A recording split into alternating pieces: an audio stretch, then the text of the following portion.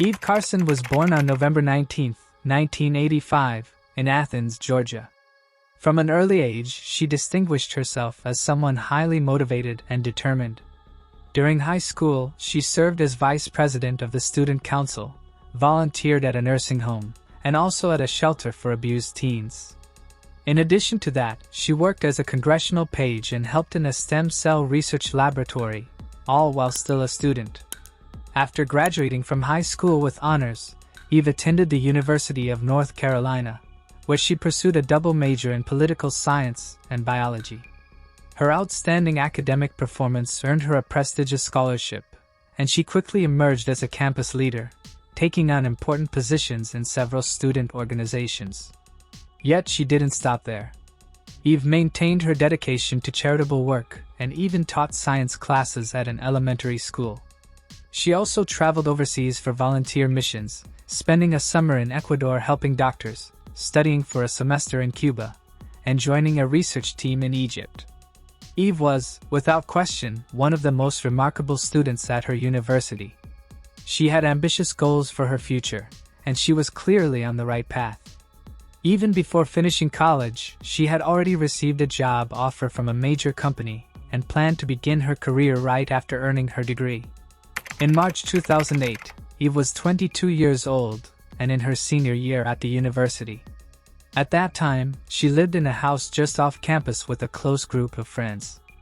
On the night of March 5th, around 1:30 a.m., her roommates were heading out to a party. They invited Eve to join them, but she declined because she had classes to prepare for and preferred to stay home to study.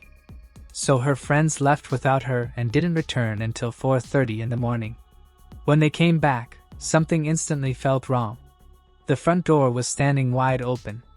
The lights inside were still on, but Eve was nowhere to be found, and her car was missing as well. It didn't make sense. Why would Eve leave in the middle of the night, and why would she leave the door open? Her friends tried calling her, but she didn't pick up. Still, they assumed something unexpected must have happened. Maybe she had to step out suddenly, so they decided to wait, hoping she'd return soon. But by the next day, there was still no sign of Eve. That's when one of her friends decided it was time to contact the police and file a missing person report. As soon as Eve's friend described the situation to investigators, they told her something chilling.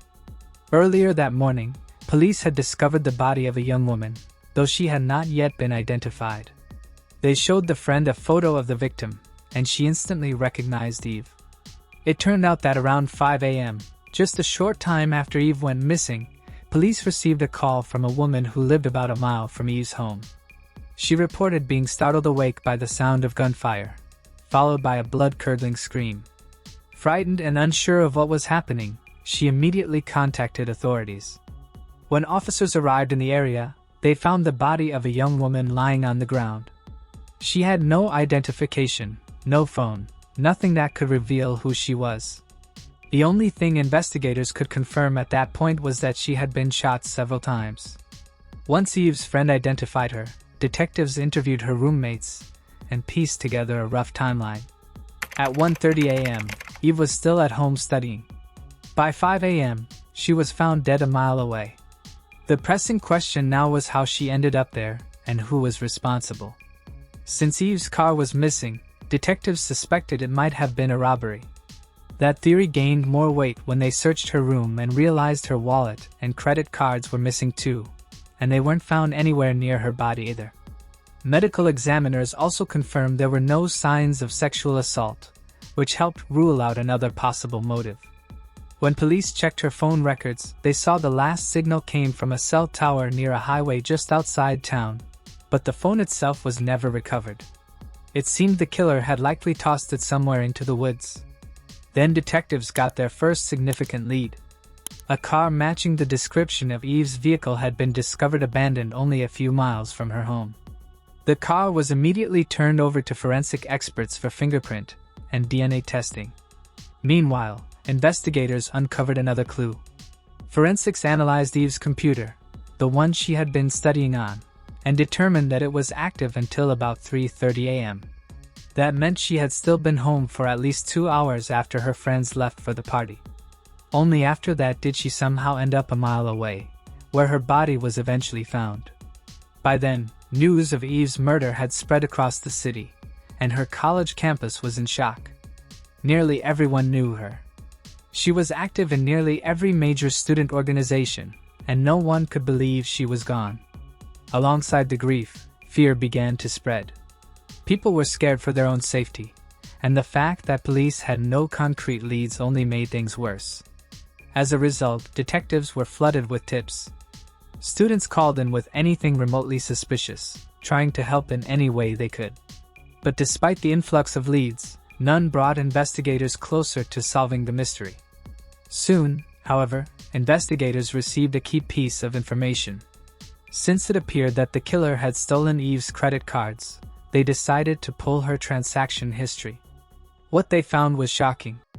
Just 18 minutes after Eve last used her computer, someone withdrew $700 from her account through 2 separate transactions.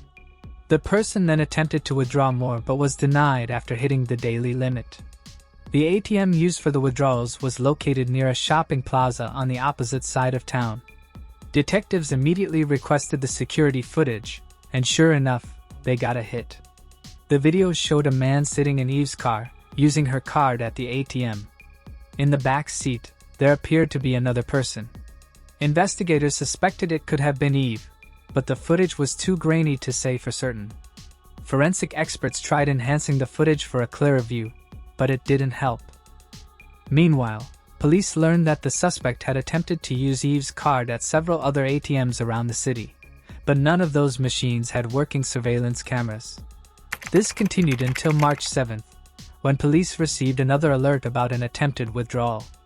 This time, the suspect had appeared at a 24-hour convenience store around 12:30 a.m. and tried to use the ATM, but Eve's bank declined the transaction. Officers rushed to the store, which was located in a nearby town, and this one did have functioning security cameras. When they reviewed the footage from that night, they saw someone trying to use Eve's card, but there was a twist. It wasn't the same man from the earlier ATM footage. Investigators now had to consider the possibility that more than one person was involved in Eve's murder, or that the killer had given her card to someone else. They attempted to identify the second suspect, but just like before, the footage quality was too poor to produce a match. So detectives turned to the public for help. They released both surveillance photos to the media, hoping someone would recognize the suspects. Since almost everyone in the area had already heard about the case, the phones at the station lit up with calls. But once again, none of the tips brought police any closer to finding who had killed Eve Carson. That all changed on March 12th, when police finally received a promising lead. An anonymous caller reached out, claiming to recognize the man from the second surveillance video, the one from the convenience store. According to him, the man's name was Demario Atwater. Detectives began digging into Atwater's background, and what they discovered was alarming. At only 21 years old, he already had an extensive criminal history. He'd been arrested multiple times for robbery, assault, drug charges, and other offenses. He had served time in prison but had also been released early on several occasions.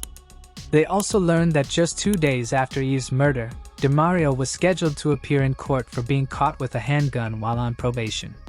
Investigators pulled up Atwater's old mugshots and compared them to the footage from the convenience store. The resemblance was unmistakable. It was clearly the same man. They also found out that Demario lived near that store, so detectives went straight to his house. During questioning, Demario insisted he had nothing to do with the murder, but the surveillance footage was enough to arrest him. As police continued their investigation, they discovered that Demario was in frequent contact with a 17-year-old named Lawrence Levitt, who, despite his young age, already had a criminal record of his own. When detectives reviewed Lawrence's mugshots, they immediately recognized him. He was the person behind the wheel of Eve's car in the first ATM footage. But unlike Demario, Lawrence refused to go quietly. He barricaded himself inside his home, and the situation escalated so quickly that SWAT had to be called in. When officers finally took him into custody, he too denied any involvement. Both men were booked and held in jail while awaiting trial. Since neither of them was cooperating, investigators focused on building their case. They analyzed cell phone data, and what they found was significant. On the night Eve was killed, both suspects' phones pinged off a tower near her neighborhood, even though they lived in another city. Detectives believed DeMario and Lawrence had chosen Eve at random, that they were simply out looking for someone to rob and noticed she was home alone late at night. Based on the pattern of ATM withdrawals, it appeared they forced her to drive with them to several locations where she provided her PIN. Once they realized they couldn't withdraw more than $700 because of the daily limit, they drove her to a wooded area on the outskirts of town, where they killed her. Because of the brutal nature of the crime, prosecutors announced they would seek the death penalty for DeMario. Lawrence's case was more complex. Since he was a minor, the harshest possible sentence he could receive was life imprisonment. But prosecutors knew the evidence they had might not be enough for a guaranteed conviction, so they made a strategic move. They offered DeMario a plea deal, plead guilty in exchange for removing the death penalty from consideration. He agreed. DeMario admitted that he and Lawrence had set out that night looking to commit a robbery and make some quick money. According to his account, Lawrence called and suggested they go to the university campus to find a victim. While driving through a neighborhood, they spotted Eve through a window in her home, and that's when they decided to act. Armed with guns, they broke in and forced her into her own car. Afterward, they drove to multiple ATMs, attempting to withdraw as much money as possible. Throughout the ordeal, Eve pleaded with them to let her go. She promised not to tell anyone and said she just wanted to go home. But they had other plans.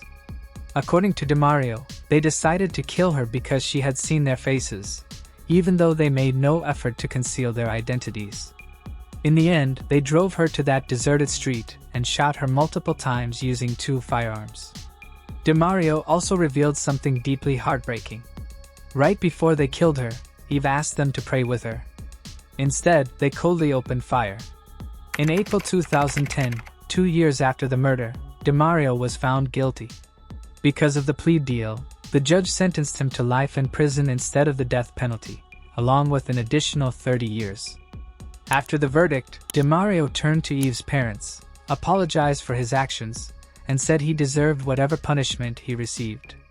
As for Lawrence, he refused to plead guilty, and his trial began in December 2011. Despite his attorney's attempts to convince the jury of his innocence, DeMario's confession combined with the physical evidence was overwhelming. Lawrence was found guilty and sentenced to life in prison.